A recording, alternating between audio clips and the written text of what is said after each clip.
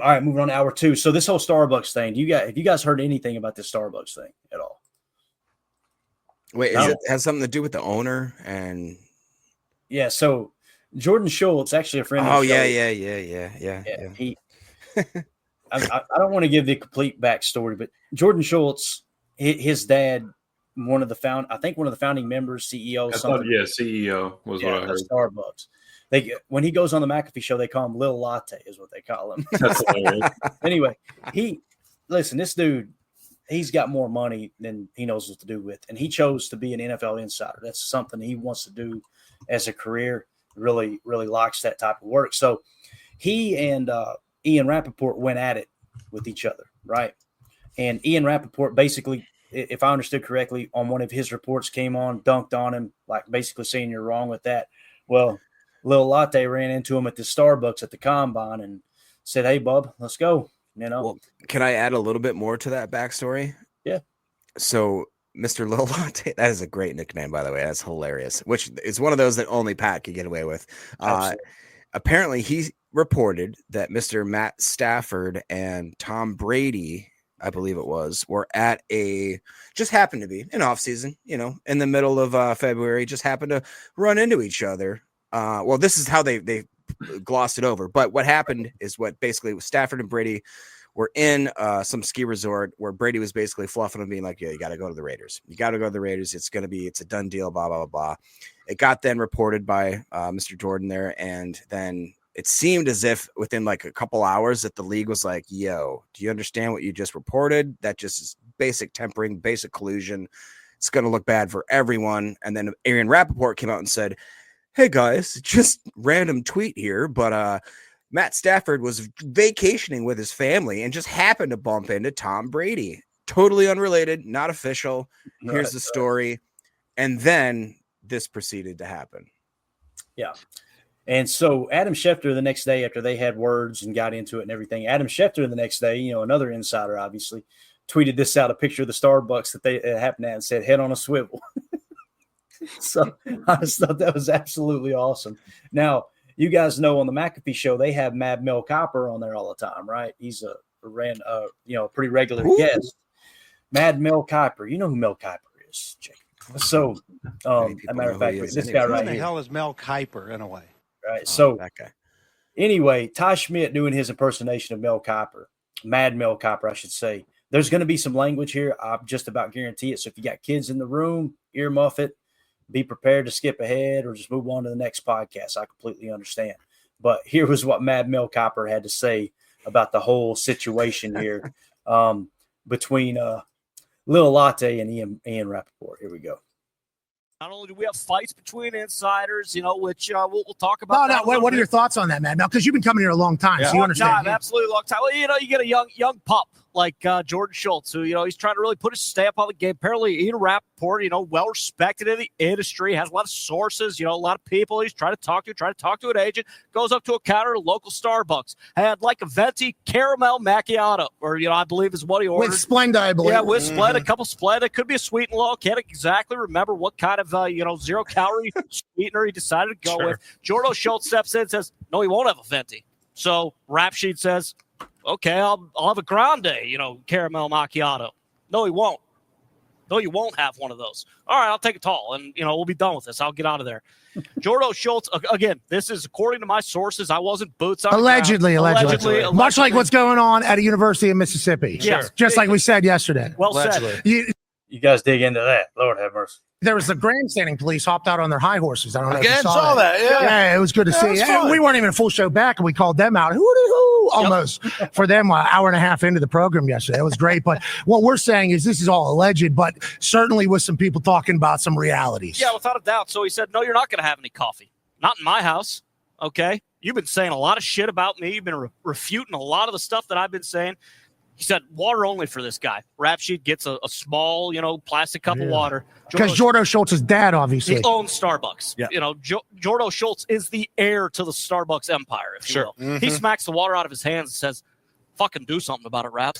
Do something." Get in my fucking face. Do it. He, according to Pro Football Talk, he said fuck about 15 times. At least. In his dad's cafe? Well, Dad's cafe, you could. Well, then he refuted that report. Well, he did, but, I wouldn't swear in my dad's passion project.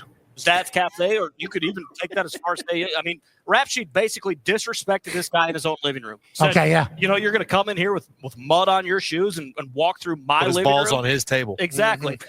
Jordo Schultz smacked him around a little bit, allegedly. He's in his kitchen making pancakes. Is that? Yeah. Cooking bacon in his underwear.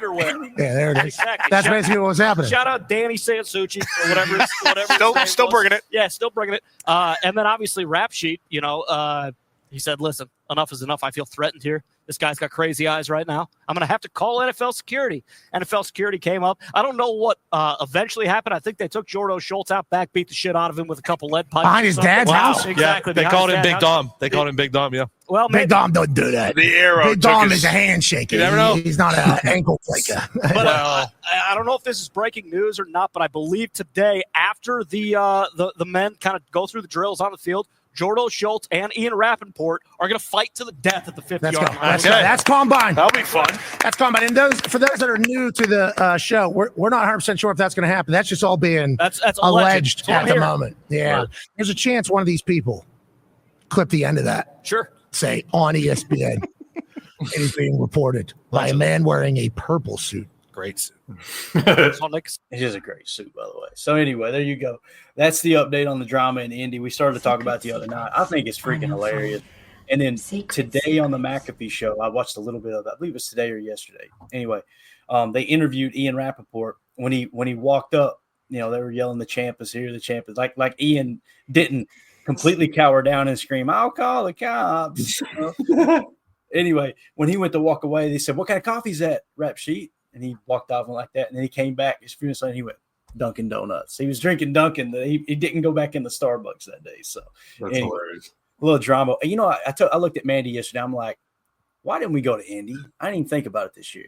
Like, that would be perfect. My off season, we could go to Indy and just do combine shows and stuff like that. That would be fun. So anyway, your all's take on this drama from the reporters who are usually stirring up the drama. Ah, man, it feels like TMZ, and that's why I kind of lost respect for Kuiper along the way, because I used to really love him when he would look like, Count Chocula. Every time I'd go on ESPN in like the late 90s and early 2000s, it was him and Todd McShay and, guys like that, where I really thought, man, this was Ty Schmidt. It's Ty Schmidt acting like Mel, right? Right. Well, yeah, I'm just saying the whole persona of Mel Kiper is just like, it's that weird, like, fake vampire, like, I know everything. I don't quite know why. I don't know where I came. And that was the whole funniest part about it, where he's talking about, like, his dad's, like, dude, where did you come from? Like, I just, I think that it's comedy that, obviously, comedy's funny when it looks at the truism of it. And you could tell that a lot of these guys, the second they get on TV and they start fixing their tie, it's like, I'm an expert now. I am such an expert, and I'll never be talked down to again. And to that same token, a guy that's literally Starbucks's baby child thing, for him just be like, I want to do football now, and I'm going to be an insider. And the fact that he probably can, because he can walk into most rooms and be like, my dad owns Starbucks, right? Right. And they're like, okay, you're an insider. And he's like, cool. Just changes his profile on Twitter. And that's it. That's all it takes. So, Jake, what do you drink from Starbucks? I have never, this is not a joke. I have drank from a Starbucks one time in my life, willingly. I went in and I got a small, I went in there and I got a small black coffee, and the lady went, with what? And I went, with a lid. And she's like, well, what do you mean? And I was like, I just want like a small black coffee, no cream, no nothing. And she looked at me as if I like kicked her dog or something. I was like, you kicked my dog? And then I just stepped to the left, and then with another 30 weirdos that were just sitting there like, is my drink ready? Like, I hated it. I hated the whole thing. We need to bring Jake to Asheville, North Carolina sometime. Anyway, 2-0 for this in the chat. Says Rappaport is more of a Twilight vampire. Thank you. One of those, short, clean cut ones. Anyway, Emilio, what do you get from Starbucks, sir? Jeez. And venti anything. That brown sugar espresso. Isn't that your nickname, Brown It's Sugar? always got to be brown sugar. Yeah. Oh, you know it. Have been on a kick though, where it's just black coffee and a scoop of brown sugar. You know, we're trying to thin it out. I got you. But For me, it's the I like to get the skinny vanilla latte, right, the largest one, and hit me with 2 extra shots of espresso. I want to feel like I'm on the. Always gotta Coca-Cola get it. run Wait, you around. guys actually go to? always got to get the espresso. No, dude, no. I don't go often. I make espresso at home every morning. But I'm saying if I do pass a Starbucks, if I'm driving somewhere. Definitely. Just Carly every Rand- 2 feet. Carly Ray in the chat said Schultz had reason to be pissed off. I agree. And here's the thing. What happened here, guys, is most people talk all that crap on social media, and then when they come face to face with someone, they lose that energy. That's what happened. So what is going on in the private chat? Emilio, we found out his new tag. When he comes back on here, it better not say Emilio. It should say brown sugar espresso. Espresso. That was great. Maybe with one of those weird things over the E's. What do you guys do over there, Emilio? What's that called? Tilda. I love that movie. No, that's what it's called. I'm pretty sure. No, that little girl that was the witch. I love that movie. Well, I man. know Matilda. that. She was- Yeah. Gross. Which this show sucks so bad, man. So bad. Jake, I'm just glad you can contribute to it, man. I really am. Thank you. All right. Jordan Schultz, of all people, put this tweet out. Oh, boy. Marshall star defensive end Mike Green will skip all drills at the combine due to hamstring tightness. The projected first-round pick will instead work out at his pro day. Green led the nation with 17 sacks last season. Obviously, we've talked about him a lot. On our board, we have Mike Green in the 16 spot. I don't see this hurting him at all. He goes out there at the pro day, shows he is as advertised. I think he'll be fine. You guys got to take on this. You worried about this at all? I'm not worried a little bit. I think that the guy has shown that he is a absolute stud at that position. I know that the Packers, at least myself, and I think we've talked about it on this podcast, that I'd like them to stop, especially on defense, drafting for potential and maybe draft on what's happened. And so what's a better way to do that than to go out there and find a guy that's led the league, the nation, in sacks, in production in the last season. So I would totally love a Mike Green. I'd love it. Mm-hmm.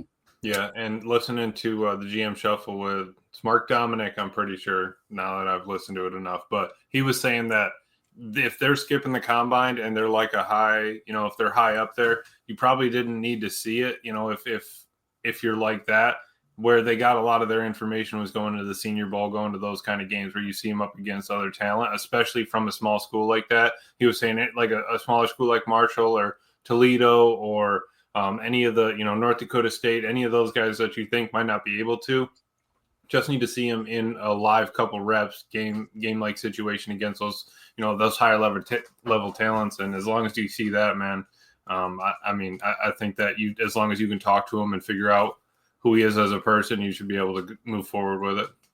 Yeah, definitely. Drudy in the chat said, big thing with Mike Green is character. He had allegations of stalking a woman in high school and then got suspended at Virginia.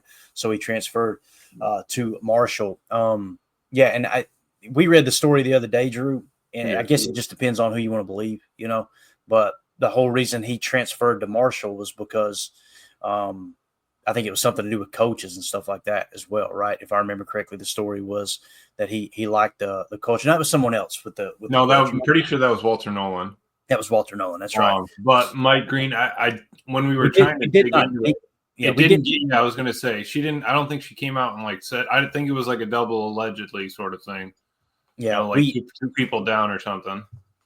Yeah, we definitely did not ding him with the penalty on our board with like a red mark, like whoa, personal thing, because everything we read was there's literally we can't find anything on it. There's nothing. I think you maybe chalk that up to lion season. Yeah, and that's the thing. And that is a real thing. We've talked about it over and over. That happens, this time. I mean, especially you got a small school guy taking a couple spots from those upper school guys. I mean, it's not something you want to see every day. Right. And I want to be very, very clear here. If there is any proof whatsoever that he did anything to threaten a girl, harm them, stalk, whatever, I don't want him anywhere near my football team. But we've also got to take into consideration some of the stuff that's happened here lately, like with Matt Araiza, I think was his name, the punt god or whatever they called him. God. Bro, ruined his life, and it was all BS. So, like, innocent till proven guilty. But I'm going to tell you right now, there's nothing that pisses me off more than a grown man trying to, I don't know, put down a lady or a child, because that's something I've had, I don't know, personal experience with growing up. I cannot stand it. So I didn't see anything at all to suggest that this was true at this point anyway. If you guys see something, let us know for sure. Ron was saying that he was cleared of the high school one completely, not sure on the college one. Mm-hmm. Yeah. So there you go. Mike Green, again, going to sit out for a little bit. There was rumors that Ja might end up with Baltimore. I ain't going to lie, man. He looks pretty damn cool in that Baltimore Ravens jersey, don't Yeah, it? that looks pretty tough. Sleeved out tats. Yeah.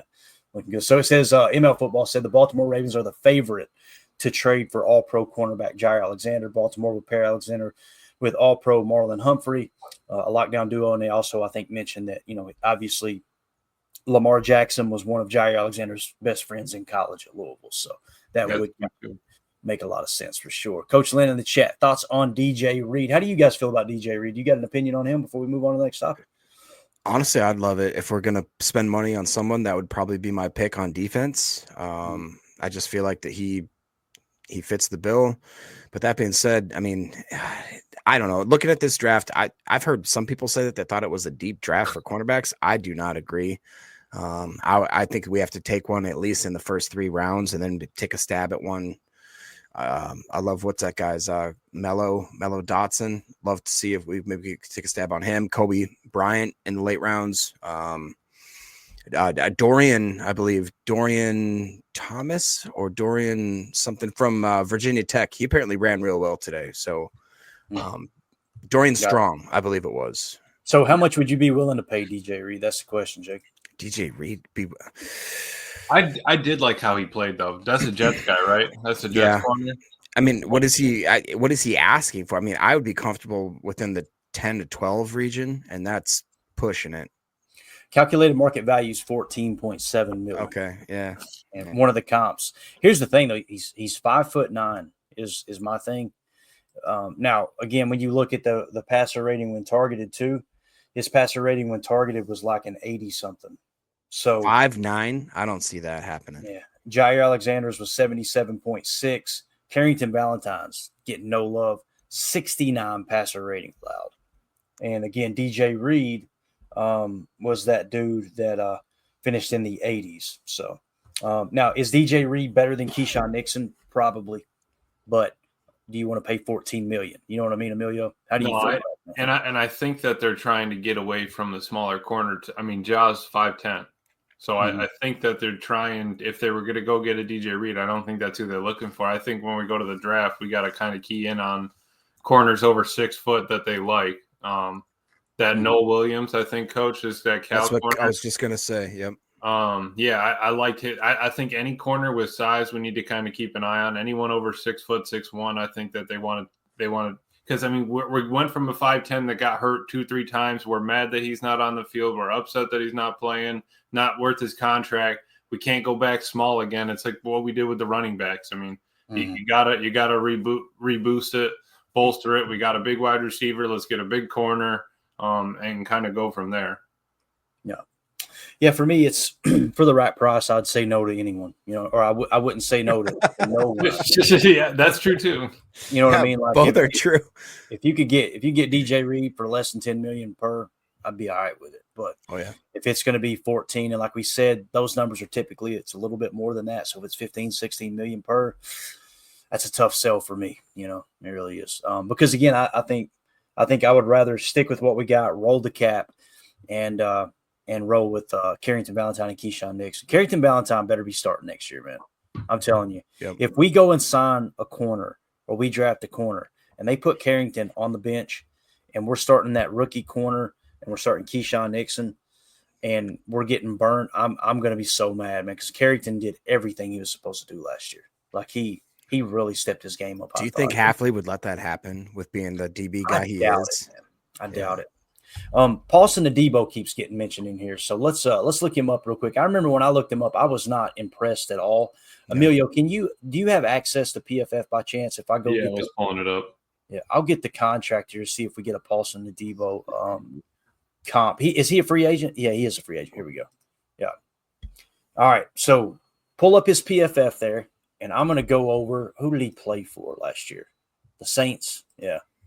I'm going to go to the Saints statistics. Jacob, how do you feel about Paulson Adebo? Do you have anything at all you'd like to say? Would you be okay with signing him? Yeah, I'm trying to pull him up. Obviously, the hamster wheel might be spinning weird as I do that, but I did bring him up as a potential kind of Ross / Marshalls / Payless type of player. I don't quite know. Here it is. Hey, man, he's got a pass rush grade of 91.5 last year. Run defense grade of 47.6. Coverage grade of 63.9 with an overall grade at 63.3. That's 97th out of 223. So how much would you pay for that? 1.5. 1.5 million. Yeah, that ain't. I'm not going to pay anybody to be my fourth cornerback. Emilio, what do you got on Paulson Adebo, and what price would you put on him? Oh man, I don't even think I would go for it. That's me, man. That's me. Yeah, I don't even really want to give you a number. I think I'd rather go after DJ Reed than Paulson Adebo, honestly, just because I've seen the way DJ Reed plays, and I like that more. Yeah, I think it's a pass for me. Now, the one positive with Paulson Adebo is his passer rating allowed is only 66.8. So he would, if we were to sign him, he would have the best passer rating allowed on our entire roster at the cornerback position. That makes sense. But fair market or the calculated market value, $11.1 million. So that's a pretty good chunk there, you know. So what do you want to go with? Do you want to trust PFF? Do you want to go with the passer rating when targeted? Do you still have that pulled up, Jacob? What's his size if you do, or Emilio, either way? 6'1", 192. Lot better size there, right? But like Emilio 25 years old as well. That's crazy. At the end of the game, if a corner played better than another corner, you don't look up and go, yeah, but he's short. He plays good, right? But it's kind of one of those cluster busters, one of those tiebreakers. Like if both these guys are grading out about the same, yeah, let's go with the bigger dude. And I mean, he got injured this year, right? Because he only played 7 games. Yeah. Right. So it wasn't a full sample size either. So, yeah, that's a good point. Very good point. Franchise tag news here. Ian Rappaport tweeted out, the Chiefs are planning to franchise tag star guard Trey Smith. Sources say an intriguing move as Kansas City keeps one of its best players, $23.4 million on a 1-year fully guaranteed. We've also got this added if we need it, the graphics. These are your non-exclusive rights franchise player tenders, how much it's going to cost the franchise tag players, and then the transition players as well.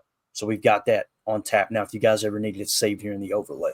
So let's see here. We got some players visiting. So with the Packers had a formal interview with Michigan tight end Colston Loveland at the Combine. I don't know about you guys, but they're showing quite a bit of interest in tight ends, it seems like, this offseason. Emilio, that is the top-rated player on our board that the Packers have met with so far, I believe. So we've got him in the 12th spot. Would you guys be okay with Colston Loveland at 23? Would y'all be all right with that or no? Yes. Yeah. What about you, Jake? In theory, yes, just because I don't believe Musgrave is the truth. I do believe Kraft is the truth. So, look who just popped up as soon as we said it. Mr. Shavank just, hey, everybody, remember? I'd be okay with it. I wouldn't love it, to be honest, but I would love land later. See?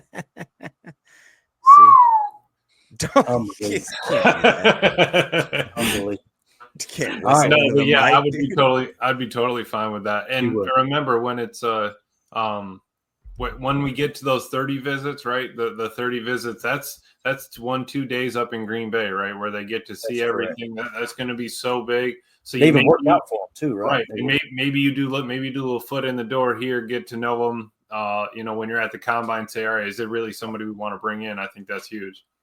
Yeah, definitely. And again, we're sitting over here talking about wide receivers, trading for DK Metcalf, $30 million a year. Watch them go out and get a tight end with one of their first couple picks, and then press into 12 personnel. That's a realistic possibility. Go ahead, Jacob. What do you think? No, I was just gonna say it doesn't look like Colson was at the combine. The top 4 or 5 guys that ran was Terrence Ferguson at a 4.63, Joshua Simon at a 4.65, CJ Dupree, and then Gavin Bartholomew, and then Thomas Fedone, and then followed by Harold Fanning Jr. only ran a 4.71, which I thought that he was one of those kind of freaky types. Like, don't get me wrong, 4.7. I can't run a 4.71 my whole life, so I'm not saying that that's bad. I'm just saying, yeah. And Colson Loveland is at the combine. He's just not. Right. He's meeting and talking and everything. Just doing the meet and greets. Yeah. All right. Next player, we got a Golden Domer on the board. Packers met formerly with Notre Dame cornerback Benjamin Morrison at the combine. You guys know I'm a big Notre Dame fan. I'm not that big on Benjamin Morrison. I think he's a good football player. Don't get me wrong, but people are talking like he's top 20, first round talent. I struggle with that a little bit. We've got him in the 68 spot, and we've also got him in the red from this past year for the hip injury. Emilio, what do you think about Benjamin Morrison? The fact that the Packers met with him at the combine, do you think there's a chance that they would take him at 23, or is this maybe a second round look? Yeah, I think that's got to be a second round look. Looking at the board, I mean, he's honestly been one of those that's kind of just been dropping. I could have swore, I was going to say Azari Thomas was behind him before he got the Senior Bowl bump, and he's beside 33rd team, grading out a little bit better than Benjamin Morrison. I think that there's an injury concern there. I think that if he doesn't check out at the combine, there's an issue. And, I don't know his height and weight, but we got to look a little bit thicker on the outside, because it's not like, I mean, if we're going to be running 4 under 3 over, they're going to have to come in and play some zone, or they're going to have to stick their head in and make a couple tackles. We're not going to be able to just play 5 wide cover and dime all year long. Right. Do you think the league is shifting so that maybe, like we just talked about, a 5'9" cornerback or slot guy, whatever, he can't be that kind of run defender that you need? Do you need a guy like, was it Siobhan Ravel or whatever? And I thought that there was a couple other guys. Yeah, he's I believe there was one that was 6'3" that outran. I can't remember what the guy's name was, but guy at 6'3" ran like a 4.3 something that outdid. The safety that was just drafted lately that everybody considers one of the best. Anyways, Hamilton. No, it wasn't It wasn't Hamilton. No, it was even one of the guys that actually ran well. So it was a guy that was 6'3", anyways, but a big bodied guy, to the point where everybody's like, dang, you got a guy that's 6'3" and that size that's outrunning the guys that used to be 5'10", 5'11". I mean, like you just talked about, Emilio, it's a passing league, but at the instances where they break out around and they do an end around, they do something where the cornerback has to come up, make a play. If you got a guy that's 6'3", 200 pounds that runs a 4.3 that can actually thump, I mean, sign me up for that. I'm cool with that. Yeah. And Drew D says, I hope more. Derwin James. That was the guy. He ran faster than Derwin James. Got it. Drew D says, I hope Morrison tests at his pro day. Me too, man, because he's got a chance to improve that stock. And again, going into this college football season this last year, he was, I think, the top corner projected. Like, they were like, this dude's going to be a top 10 pick. And he sank. And then, of course, he gets hurt with the hip injury. And you guys know, it's like Notre Dame's defense didn't even miss him. You know what I mean? I think that's kind of hurt him a little bit too. Like, whoa, how good was this guy? If Notre Dame just runs outside of Northern Illinois, runs roughshod through everybody, makes it to the national championship. So there's probably a little bit of that messing with his draft stock too. Now, the Packers could be eyeing him for 23.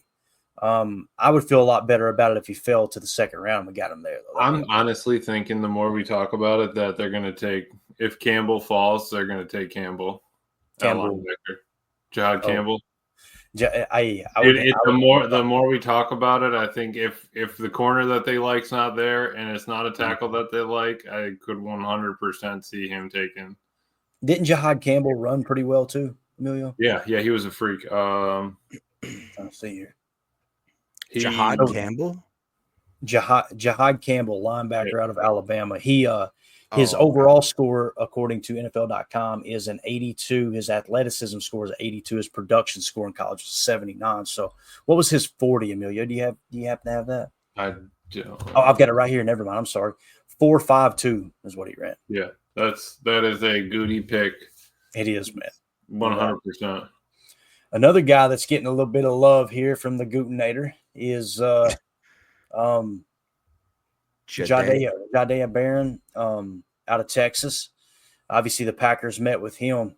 This is a guy. Here's a guy. I'd be totally fine with them taking him with the 23rd pick. I'd be okay with it. Versatile corner.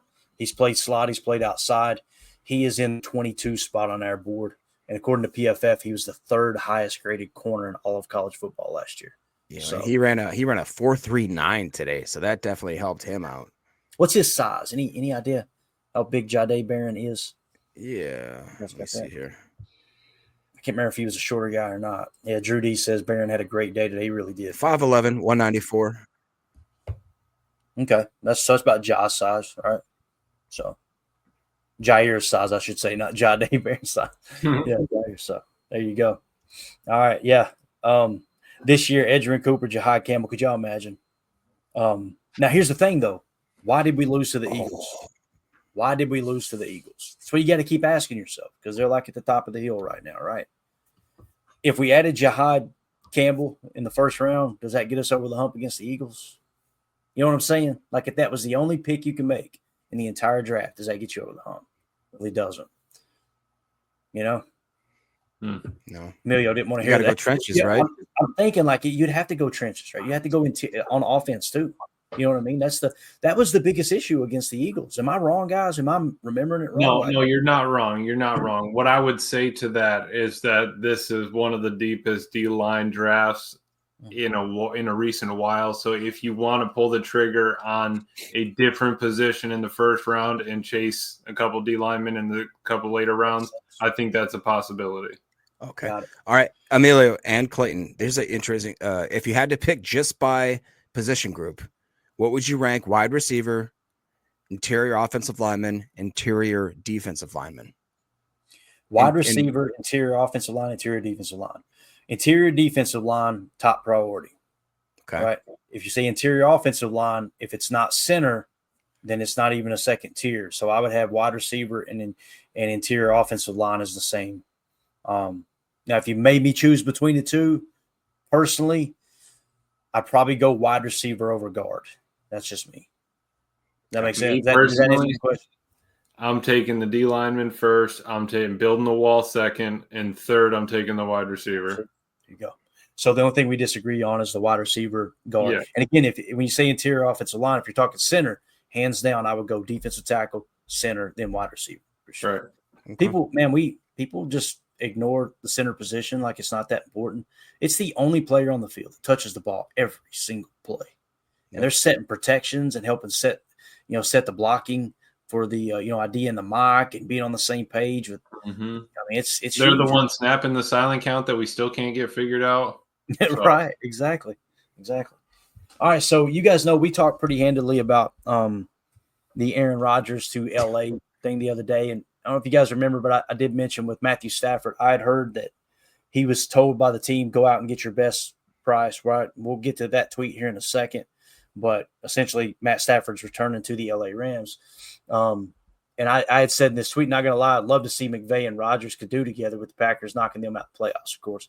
But obviously, that is not going to happen because as we dove into it a little bit more, I could probably go up and grab it real quick. And then we'll come back down if I can find my spot. Here it is. No surprise here at all. The Rams told him to go find the true value, and they matched it. So Ari Mirov on Twitter said, breaking news, the Rams and quarterback Matt Stafford have agreed to terms on a deal to keep him in Los Angeles and off the trade market. So the big thing now is that the Giants are looking at Aaron Rodgers. And the reason we're mentioning this again, the Giants sign Aaron Rodgers, there's a decent chance that Tay says, hey, I've already got a place here in New York. I'll just hop over there and play with him for the Giants too. And now he's off the table for the Packers. You know what I'm saying? Yes. But this didn't catch me off guard. What about you guys? No, to the Stafford point, Mark on GM Shuffle was saying, think about it. When you're a quarterback, they've already paid him decently. He deserves from his performance to be paid like Kirk Cousins, handsome. Along those lines, Kirk didn't really do anything and got paid a bunch of money. Matt Stafford, he's like, you think about it, he's got a wife there. He's got kids there. They're in school. His wife's got friends there. Like, are you really going to lift up and go move across the country just so you can get another $5 million? Like, so square that away and be done with it. And then, yeah, I do think that, to the Rodgers thing, they said the Giants also keep a possibility in mind, Pittsburgh. What if we were I think that's him and Tomlin, 100%. they could see that too. I could see it. 2-0 for this says they have great ayahuasca bagels in New York. Which, by the way, if I could find this picture, here you go. Look at this. I said the NFL isn't ready for this tonight. So look at this. Somebody did the ayahuasca journey AI pictures here of look at Brian Daboll in the jungle with No, they didn't. They did. Look at this. That's a problem, dude. That's awesome, man. Oh man, people are scared of AI. Embrace it, boys. Embrace it. Real quick, we ain't moving on that easy, Jacob. Look at this guy over here. That's a good looking man. Look at that birth control face. You ain't getting nobody pregnant with that face. I'm sorry, it ain't happening. Ain't gonna happen. All right, Jacob, go ahead. Nature's condom. So I think that basically, if I'm Rodgers right now, or if I was McVay looking at what the staff, he's like, go out and see if anybody wants to pay you more than we can. The guy won a Super Bowl together.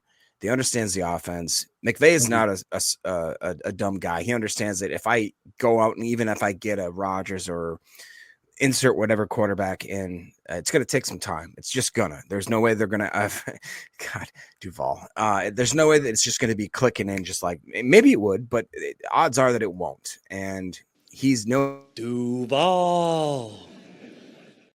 He literally traded a lot of capital to get Stafford. A lot of people thought it was stupid for what he did. I think that it's smart as far as if you're an LA guy, but I do think it's interesting now to see where Rodgers falls into the spectrum. A lot of people I'd say would be New York, but then Oakland, but then I'm sure Rodgers isn't probably too excited to find out that Brady was trying to quote unquote, possibly trying to do some off-field recruiting while he was at the ski resort, which never happened, of course, according to the Starbucks guy. Conveniently, that deal got done right after that report. It is funny. I know. Isn't that funny, Emilio? Isn't it funny how it was almost like they're like, no. Matt Stafford didn't get any numbers from Brady there. Didn't have any idea on what he would have been making. Dude, quit speculating, Emilio. God. You're so right. Ian Rappaport still has a piece of raw meat on his eye from when he got punched. Contract gets done, right? Here's another guy the Packers showing interest in. Princely, say it for me, Emilio. You can do this. How do you say that last name? Umanamili. I don't know. Here's the guy. There you go. All right, thank you. I was going to bring this guy up today. What a freak. Princely U-Man is what I would call him. Or Princely. No, I just did. When I had not looked at him much. And all right, let's go right here. Jake Shavink's going to help us out here. Umanmielen. All right, it's super easy. I don't know why I will never get that right, Jake, but I appreciate you more than we'll put the hyphens in there on the board for you. Umanmielen. I honestly, when I looked at his numbers, I was like, oh my Lord. Like, I would love to draft about like 4 or 5 guys out of Ole Miss, just all in a row. Just, I don't even care. Let's just bring them all in there. They'd be great teammates. We know that. When you looked at his size, his speed, his numbers, I don't know if you can bring that up. I could try on my hamster wheel here, but I was blown away. The only person we have a 40 time for, according to NFL.com right now for the edge defenders, is actually not showing the top guys. It's kind of weird, man. It's a really cool setup, but it's so hard to organize the combine tracking information. Let me see if I can see it. For Princely, the RAS scores had him hand size 9'6", arm length 33.8, height was 6'4.3", weight was 244, vert of a 38, broad jump of a 10.6, 40-yard dash of a 4.72. And his speed, according to Next Gen Stats, was 20.9 miles per hour. That's humming, though. That's humming. That's huge for his size. And, dude, his PFF grades, 2022, he played 13 games, 82.1. 2023, 12 games, 76.5. This last year, 2024, 91.1. The dude had a pass rush win rate at 22.8% with a true pass set rush rate at 90.9. And with a run stop rate of 8.6. Let's go. Sign him. Get him. Just do it. Sign him. Sign him. So, yeah, Princely, we've got in the 52 spot. He was the 4th highest graded edge defender in college football last year. Emilio, so as it sits right now, is his RAS final or no? I don't know. I just pulled it up on the website, so I'm not. The reason I ask is you've got a -3 in here, which would say he was an 8. He was. I mean, that's what his RAS is, still an 8.5 right now. Okay, So gotcha. I when I put it in there, it was the absolute latest info I had. So yeah, if we have a wrong number, we'll update that. Okay, perfect. Good deal, man. So But I also didn't sort. If you still have it sorted by the last one, I didn't sort by that final column. So he might have slid up if he got a -3. That's a good catch. Let me make sure then. It'd be the far right one you can sort with. Yeah, let me see here. Just make sure that he didn't. Yeah, he did. Holy cow, you're right. So he jumped up to 46 now. Princely's at 46. Yeah. So according to our board, not worthy of the 23rd pick, but another guy that's in that ballpark for a 2nd round pick. But you never know by the time the draft gets here. I'm gonna watch some of this stuff and be careful. Tim cracking me up, man.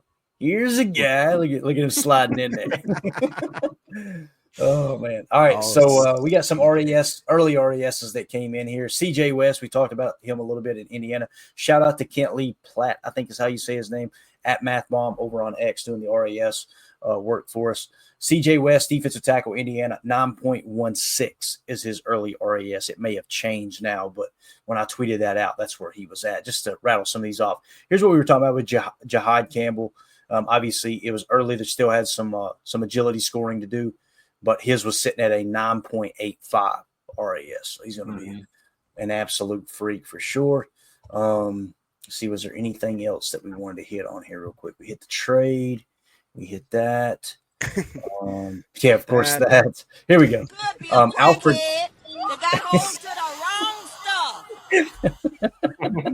Emilio's finding all the sound. Tim ain't in here, so Emilio's playing with the soundboard tonight. He's coming through and everything. Alfred Collins, another guy we talked about. The Packers officially met with him, right? Was that at the combine or was it not? It didn't specify, did it, Emilio? I would assume that it's at the combine just because of when it's coming out, but yeah. So he gets the cheese anyway, but Alfred Collins obviously on the Packers 40th on the board, 40th. So it kind of feels like all this pocket of players the Packers are meeting with that got 2nd round grades for us. Let's just end up taking one of those with the 23rd pick. Clay, after you just reorganize it, look at all the cheese sitting from pick 14 to pick 25. There's about 5 or 6 cheeses right there. We'll show it here in a second. Yeah, okay. Let's hit these real quick and we'll pop it up on the screen, show everybody what we're talking about. Danny Stutzman, we talked about him, linebacker, right? Met with the Packers. Do we know where he's at on the board? He was a little lower. He's at 89. 89. Okay, so a little bit lower there. He climbed though because he had a -5 on his RAS. He was over 9 on his RAS, so he has unofficial RAS. Yeah, and then the Packers also met with wide receiver Matthew Golden out of Texas. He's in the 36th spot for us, so that's a wide receiver that might be on their radar for the 23rd pick as well. This might be the year that we go wide receiver 1st round. They also met with Texas running back Jaden Blue. Now we've got him really low on our board because we're lacking a bunch of information, but Packers did meet with him.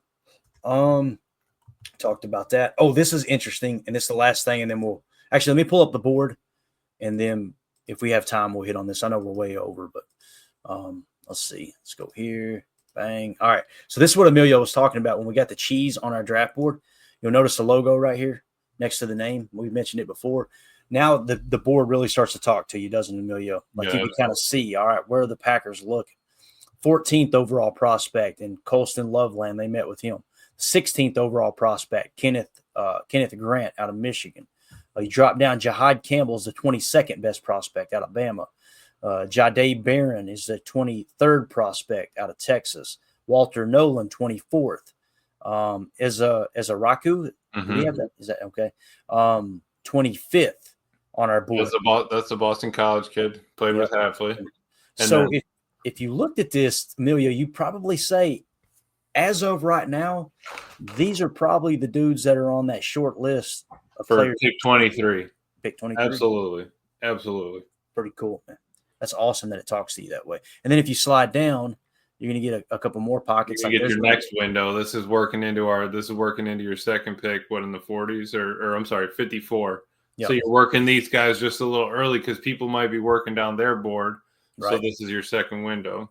So you got wide receiver Matthew Golden, defensive tackle Alfred Collins, Princely Umanamilan, out of Ole Miss that we just talked about. He's on the radar there. Trey Amos, cornerback out of Ole Miss, and then Harold Fannin Jr., tight end out of Bowling Green. Jaden Higgins, wide receiver out of Iowa State. And then scroll down a little more, Benjamin Morrison. There you go. So these are all guys you're probably looking at for that second round pick, right? Jalen Royals there. Jalen Royals, you're probably getting into the third round a little bit. If Kind of cool. You do as we're looking at it, you see those windows. Second's a little broader, but that third, as you start to come into number 3 down there in the 80s, scroll down a little bit further there. There are 80s and 90s from Danny Stutzman at 89 all the way down to 108, or I'm sorry, all the way down to like 115. I mean, it's just a field of cheese rolling down through there. So, you know, those chases. I know Jacobs ran down the hill chasing after the wheel of cheese. Oh my God, dude, those are the best videos, bro. Chasing the cheese wheel. We need to pay his airfare and make Jacob go over there and do that. We need to bring one to the sledding hill at the draft and let Jacob. We will all be in handcuffs before the I was gonna say. tear that turf all to hell. So anyway, that's just kind of a quick glance into the draft board and how the cheese emojis are identifying the players the Packers have met with so far. I think that's kind of cool how it pops. And the last thing I want to hit, I want to get your take on it, guys, and then we're out of here. I promise. Went a little bit long tonight, but that's okay. This is really interesting, and I think it's great news. You may disagree. Rob Domofsky said the Packers are cracking down on season ticket holders who have, quote, sold 100% of their tickets for multiple years. Those who have done so will lose their tickets. So it says, additionally, the organization is continuing its non-renewal exercise, which has taken place in recent years to ensure Packers season tickets are being used as intended. This year, as a part of the exercise, the organization declined to renew the season tickets of accounts that have sold 100% of their tickets for regular season games for multiple years. Tickets not being renewed will be offered to fans on the waiting list. Account holders with tickets not being renewed are receiving letters from the Packers ticket office with more information. I think this is a huge win. So what you're telling me is Doge is in the GM It area? could be. Yeah? Elon Sending down an audit, baby. Uh-oh. He sent an email out that said, "Hey, Packer fans, tell me about the last 5 games you've been to." That's exactly what it is. But Ben Holden was all over it. Packer fans are getting doged. No, but yeah, I think everybody agrees from a Packer fan standpoint. I love it. Hey, look, yeah, this is awesome. And because there's so many people that want to go to games and they can't afford it because the tickets are getting scalped. And you got these people that have waited their whole lifetime on the waiting list. And other people are locking up those tickets and they won't give those tickets up and they're using it like a business. I just think Right. And it's not like you know you're a family or whatever and you've had them forever, but you didn't get to go last year. You had to sell them off, right? But you're making it to a game here and there. You know, you're still getting up there. I'm sure travel's not easy, but I do love that. Hey, you've been consistently selling those things for years. Get out of here. You got to move. Get out of here. Drew D. Read what Drew D said there. What did he say? Drew D says, Mark Murphy watching the stream. Confirmed. He said he doesn't watch it all the time, but usually about 65%. 65%. That's what of the time. All right. So I thought that was a good thing to end the show on. I think that's great news for Packer fans. And listen, I understand somebody in the chat said that, like, unfortunately, 1% of 40,000. I got you. It's not like it's a huge turnover, but You know what they did? They started the groundwork. that's it. And every great construction site, Emilio, starts with the foundation. Listen, you got to get in there. Not only do you got to dig those footers out, you got to get that subgrade on point. You got to do compact testing. You got to make sure when that little fruitcake comes by from the State Department that you're going to clear all waivers. Look, they're going to allow us to build here. You throw the stone in place, you back it down, you tie your rebar, your grade beam, your micro piles are drilled, your anchor bolt's set, bring in the red iron, and you're good to go. You can build it. He can help. Clayton literally just gave you a lesson on how to build a building from the ground up right there. Just Really did. clip And that. some of y'all are going, he's BSing. Not. I actually did concrete and steel for about 7 years. That's why my back. That's why y'all see me doing this on the show. My back killing me. So anyway, this show sucks. Appreciate y'all. Hit that like button on the way out. Sub. Emilio, yeah, sub if you don't care. Share. Share. Don't listen share, to Jacob. share with your friends.